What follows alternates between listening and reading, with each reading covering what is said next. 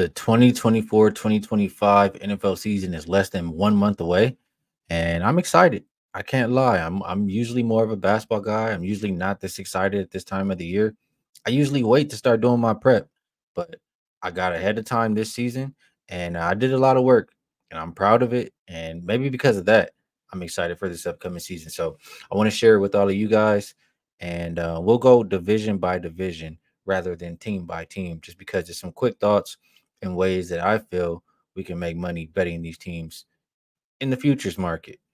So first up, we will start with the AFC North, and we'll go in alphabetical order, kind of, I guess. We'll go Baltimore Ravens first, and they opened up with a win total of 11.5. It has since dipped down to 10.5, and I can understand. I can understand even wanting to take the over at 11.5. I mean, this team won what, 13 games? They were lined 11.5 last season. They won 13 games, and you add what? You add a couple, but you lose some. So let's start here. You add Derrick Henry, who's an upgrade. He's obviously not his old self, but he is somebody you can still rely on and expect to get you a few yards. And I like the signing of Derrick Henry. Um, there are a couple things not to like with this team, more so than to like now that I'm looking at it. There's three new starters on the offensive line. That's something that they may take a little bit of time to, gel together or get going together. The defense, we mentioned that they won 13 games last season. I mean, a lot of it was because of that historic defense. Um, what did they led the league in sacks, points allowed, and takeaways. And so I think that I don't think it's ever been done. If it has been done, it was prior to 2000. So just a historic defensive year. We can't expect that to repeat. We have to expect some kind of decline. They did lose Patrick Queen. I can't expect that same defensive output from this Ravens team. Offensively, I do trust them quite a bit. So I can understand that 10.5, still thinking towards an over, but I can't help but think, why is it dropping? And first thing that comes to my mind is division, becoming a little bit competitive. So let's go through and look through the rest of these teams. If I had to play it right now, I would look towards over 10.5 just because I do think the Ravens are a really good team. They have the number one net rest edge, and Harbaugh with the really good rest edge. I mean, I see 81% wins. And if you look since 2017, when they have a rest edge of 3+ days, they won 91% of those games out of 11. So they have a few of those situations this season. I think they can take advantage. Next on the list, and I'm looking at both my written notes and computer notes just because I'm the kind of person who does a little bit better, remembers more when I write it down. We'll go to the Cincinnati Bengals. That is another team who is lined at 10.5 wins. Last season, they only had 9. Prior season before that, they had 12. So they will be favored in 14 games, or expected to be favored in 14 games this season, underdogs in 3. And looking at this team, they did lose a couple pieces. They lost Tyler Boyd and Joe Mixon, and they added running back Zach Moss and Mike Gesicki. I do like the additions. I do also, Mixon has been such a part of this team for so long. It's interesting to see him without him.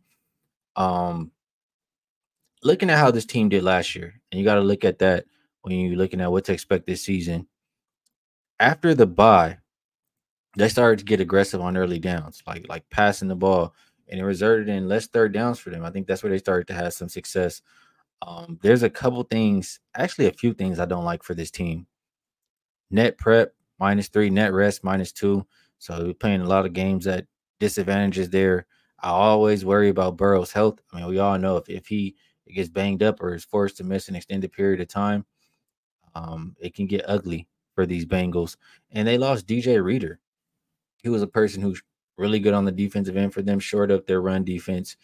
I think when he was off the field, let me see here, they're allowed 4.6 yards per running back carry, and that is bottom 3 in the league last season. So I think that's a big hole there, along with some other pieces. And it makes me nervous to play this one up and over. Like I mentioned, this division kind of competitive here. If I'm playing this Cincinnati Bengals win total, I will go under the 10.5 wins for them. And let's keep going here. Next on the list, we have the Cleveland Browns. Their win total is 8.5. They are expected to be favored in 9 games, underdogs in 8. And last season, they won 11 games. So they're expecting a little bit of a drop back down for this team. They do play some soft run defenses, and that could be good for a team that likes to run quite a bit. I don't have a very strong opinion on this team. One couple things I'll say though, they return all 6 offensive line starters. That's good for them. And defense, they were pretty good last year while being unhealthy. So if they can, get some more injury luck and remain healthy, they will only be better. I think they realize more play action is better for this team. I would like to see them be better in the red zone. It's it's tough. I don't trust the quarterback play from this team. I think um it's just guys who have something that still they still need to prove it to me. So in a tough division like this, I don't see a lot of easy wins. I mean, would I be surprised if they got 9? No. Would I be surprised if they had 8? No. So it's a win total. I don't really have a strong opinion. I don't want to just tell you guys anything. And I'll look towards this last team. I like the last team in the division. I think they're interesting, and that is the Pittsburgh Steelers. So they also have a win total of 8.5. Let me just get right here. Yeah, they also have a win total of 8.5. They're expected to be favored in 6 games, underdogs in 11. So they'll have to get some wins as dogs in order to get to this win total. And last season, they ended with 10 wins. First thing that comes to mind when I think about this Steelers team is they haven't had a whole lot of talent. Like they haven't been the best team over the past few years. Somehow, some way, they continue to make it to, a winning record or 9 wins on the season. Um, let's see. Yeah, 9 of their last 10 seasons, they've had 9+ wins. Mike Tomlin never has had a losing season in the NFL through 17 seasons. I mean, that's pretty respectable right there. And before I get into some quotes there, I saw a tweet put out by one of the smarter guys in, the NFL space. And he said he's worried about the Steelers kind of repeating this. They were 9-2 in one-score games last year. And he says that, Russell Wilson and Justin Fields were not very good in the second half of games last season. So he worries about that. But this is a team who's been doing this long term. If you go back even further since 2020, 34-11 in one-score games. And that just shows you it's not luck. It's not just, whatever player might be there for that year. It's a good system, a good coach, and that's why they're able to win those close, tight games. Think about other teams. I'll throw my team under the bus. The Chargers, they've had a lot of bad coaches. They've had a lot of one-score game losses. So just think about that. I do definitely trust Mike Tomlin. A couple other things. For one, I like that they got rid of their offensive coordinator, Matt Canada. He was just playing, or he was running too much predictable offense. You look at Steelers early downs. If they're in shotgun, they're passing 92% of the time. If the quarterback was under center, they're running 85% of the time. So I just thought it was too predictable, and teams picked up on that, and it made it tough for them. Now, like I said, you got rid of all 3 of the quarterbacks. I'm blunt. I think that none of them, all 3 of them were bad. Trubisky, Kenny Pickett, Rudolph, I think they're all bad. Big upgrades, even though neither one of these quarterbacks were good last season. Justin Fields and Russell Wilson definitely a step above the previous 3 that I mentioned. Fields, I don't feel like has had, the best shake of things over there in Chicago. Hasn't been surrounded by a lot of talent. Hasn't had a good offensive line. It hasn't been a whole lot to like, and I feel like he's a lot better, can be a lot better than what he's shown. And Russ, one thing I'll say about him is I mean, same last year. He didn't have a whole lot of talent, but one thing he did do was take care of the football. And when you have a strong defense like the Steelers do now, I mean, let's just take a look at it. Spending wise, we can look at that. I mean, they spent the most in the NFL on the defensive end. Number one on the D line, number four for linebackers, number two for safeties. This is a unit, and they've been good consistently over the past few years. It's a unit that you can trust. So I like, how do I say? I like, I'm optimistic, I'll say that, about what Russ and Fields can do on the Steelers team, especially with the defense there to back them up. So I'm liking all of those things. You look at what the owner has to say. Art Rooney, he says, or he acknowledged rather, that there's a growing sense of urgency. He says, "You've had enough of this. It's time to get some wins. It's time to take these next steps." And you know, they've already been winning 9+ games.